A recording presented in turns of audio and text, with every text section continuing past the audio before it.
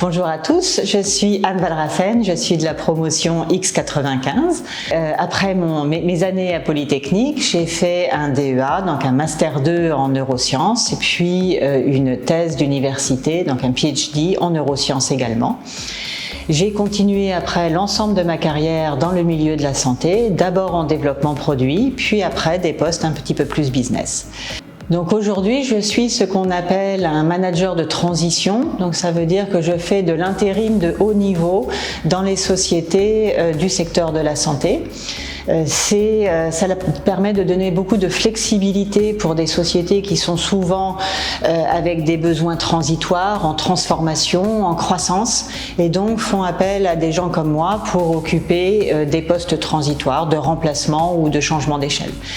Plus concrètement, je suis actuellement directrice du service client d'une jeune société qui commence tout juste à vendre et également directrice de la stratégie d'une petite société de biotechnologie à l'Institut Gustave Roussy.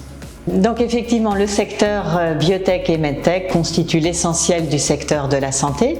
Dans la partie biotech, il s'agit de faire une nouvelle gamme de médicaments qui ne sont plus simplement des médicaments chimiques mais des médicaments vivants.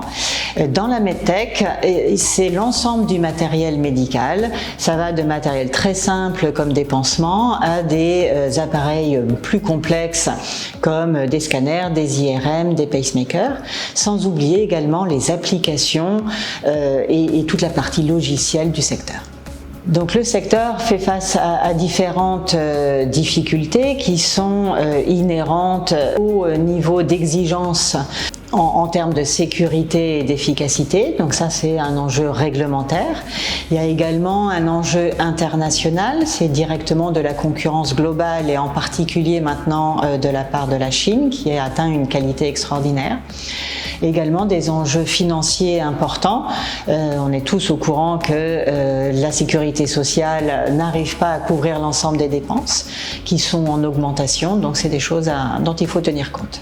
Alors les perspectives du secteur sont excellentes, on dira, puisque le secteur de la santé des enjeux qui sont de plus en plus importants avec le vieillissement de la population, le niveau d'exigence des pays qui monte, avec les changements climatiques, les nouvelles maladies qui émergent. Donc du point de vue besoin, c'est quelque chose qui est évidemment au moins stable et plus probablement en croissance. Alors, si j'avais un conseil à donner aux jeunes qui se posent la question de où commencer leur carrière, je dirais que évidemment la santé est un endroit d'épanouissement très important, mais de se demander si ce qui les attire dans la santé est plutôt une histoire de goût scientifique, est-ce que j'aime la biologie ou la clinique, ou est-ce que je suis plutôt attirée par la quête de sens et de soigner les gens. Donc dans un cas, la décision c'est plutôt science ou plutôt clinique, donc est-ce que je fais médecine ou pas.